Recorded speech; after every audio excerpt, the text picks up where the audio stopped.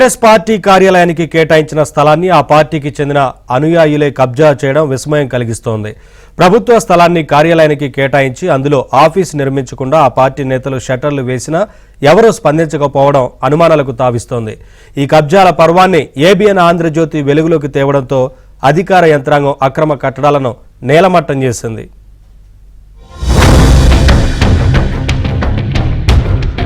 వరంగల్ నగరంలో BRS party కార్యాలయానికి కేటాయించిన భూమి కబ్జా వ్యవహారాన్ని ఏబిఎన్ ఆంధ్రజ్యోతి వెలుగులోకి తెచ్చింది. ఒకటి కాదు, రెండు కాదు, అక్షరాల 240 కోట్ల రూపాయల ప్రభుత్వ భూమికి ఎసరు పెట్టారు బీఆర్ఎస్ నేతలతో అంటగాగిన బడా వ్యాపారులు.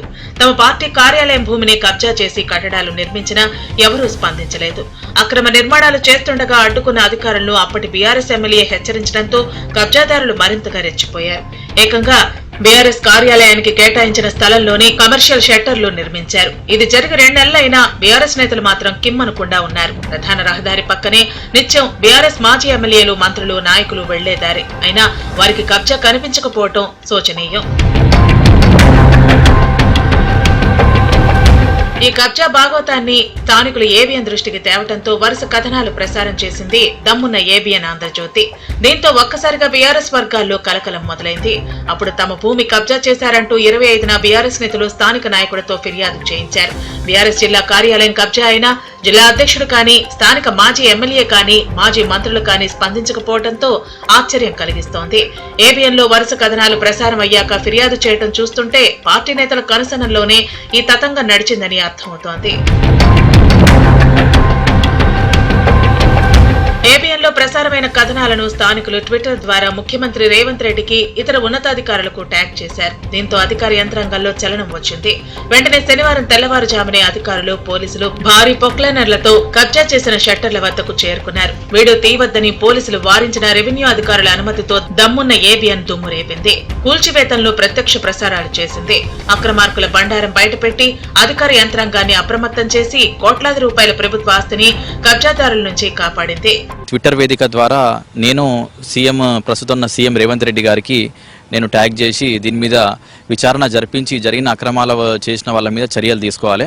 అటువంటి ఏదైతే ల్యాండ్ ఉందో ఆ ల్యాండ్ని వాళ్ళ గవర్నమెంట్ ఆధీనంలోకి తీసుకొని అది ప్రజలకు ఉపయోగపడే విధంగా ఏదైనా అక్కడ నిర్మాణించాలని చెప్పి నేను పోస్ట్ చేయడం జరిగింది. ఏబిఎన్ లో కథనాలతో బీఆర్ఎస్ అధినేతల్లో చలనం వచ్చింది. ఈ ఘటనపై స్థానిక నేతలకు ఫోన్ చేసి వివరాలపై ఆరా తీశారు. బీఆర్ఎస్ జిల్లా అధ్యక్షుడు ఆరూరి రమేష్, వరంగల్ తూర్పు నియోజకవర్గ మాజీ ఎమ్మెల్యే నన్నపనేని నరేందర్ ఈ కబ్జాలతో తమకు సంబంధం లేదని ఏబిఎన్ ప్రతినిధికి నచ్చజెప్పే ప్రయత్నం చేశారు.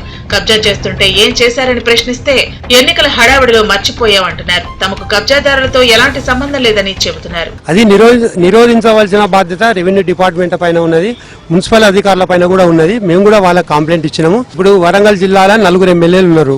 వరదన్నపేట, వరంగల్, పరకాల, నర్సంపేట. అయితే ఈ వాస్తవం ఏంటంటే ఇటు మేము రావడం, ఈ రోడ్డుకు రావడము దాదాపు తక్కువ శాతం ఉంటుంది.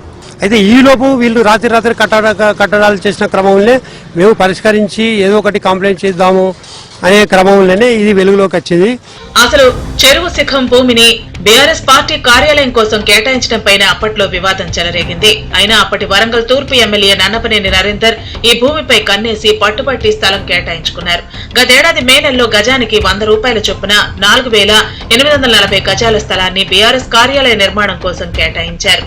అదే నెలలో అప్పటి బీఆర్ఎస్ మంత్రులు కేటీఆర్, ఎర్రబెల్లి దయాకర్ రావు, సత్యవతి రాథోడ్ భూమి పూజ చేశారు. అంతలోనే అసెంబ్లీ ఎన్నికలు రావడంతో కబ్జాదారులు తమ పని కానిచ్చేశారు. దీంతో ఆ స్థలంలో అక్రమ నిర్మాణాలు పుట్టుకొచ్చాయి. అయితే ఈ భూమి ధర బహిరంగ మార్కెట్ లో గజానికి 60,000 రూపాయలకు పైగా ఉండటంతో కోట్ల రూపాయల విలువ గల ఈ స్థలంపై కబ్జాదారులు కన్నేశారని తెలుస్తోంది. ప్రభుత్వ భూమిలో పక్కన ఉన్నటువంటి 141 పట్టా ల్యాండ్ సర్వే నెంబర్ వేసుకొని అక్రమ రిజిస్ట్రేషన్ చేసుకొని పక్కన ఉన్నటువంటి ప్రభుత్వ భూమిని ఆక్యుపై చేసుకొని కమర్షియల్ షట్టర్ల నిర్మాణం జరుగుతుంది. ఆల్రెడీ ఏదైతే సర్వే హద్దులు నిర్ణయించడం జరిగింది, సర్వే హద్దులు నిర్ణయించి వాళ్ళకి నోటీసులు ఇష్యూ చేయడం జరిగింది. దాంట్లో పూర్తిగా ఆ అక్రమ నిర్మాణాలని తొలగించడం జరుగుతుంది. వాస్తవానికి ఉర్స్ రెవెన్యూ శివారులోని 140-142 సర్వే నెంబర్లలో 20 ఎకరాల్లో పుల్లయ్యకుంట విస్తరించి ఉండేది. ఇందిరాగాంధీ హయాంలో అన్ని ప్రాంతాల్లో ప్రభుత్వ భూములు సాగు చేసుకుంటున్న రైతులకు ఆ భూములకు లావాణి, ఏక్సాల్, కౌలుదారు హక్కులు కల్పించారు. ఇందులో భాగంగానే పుల్లయ్యకుంట పరిధి రైతులకు ఏక్సాల్ హక్కులు కల్పించారు.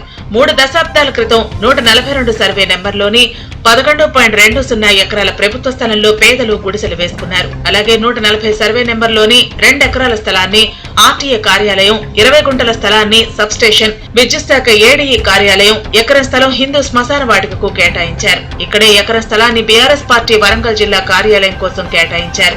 ఆనాటి మంత్రులు కేటీఆర్, ఎర్రబెల్లి దయాకర్ రావు, సత్యవతి రాథోడ్ భూమి పూజ కూడా చేశారు. అయితే అక్రమార్కులు కేటీఆర్ వేసిన శిలాఫలకాన్ని సైతం తొలగించి ఆ స్థలాన్ని కబ్జా చేసి షట్టర్లు నిర్మించారు. కబ్జాకు గురైంది బీఆర్ఎస్ కు చెందిన స్థలం కాదని అధికారులు సర్టిఫికెట్ ఇవ్వడం పలు అనుమానాలకు తావిస్తోంది.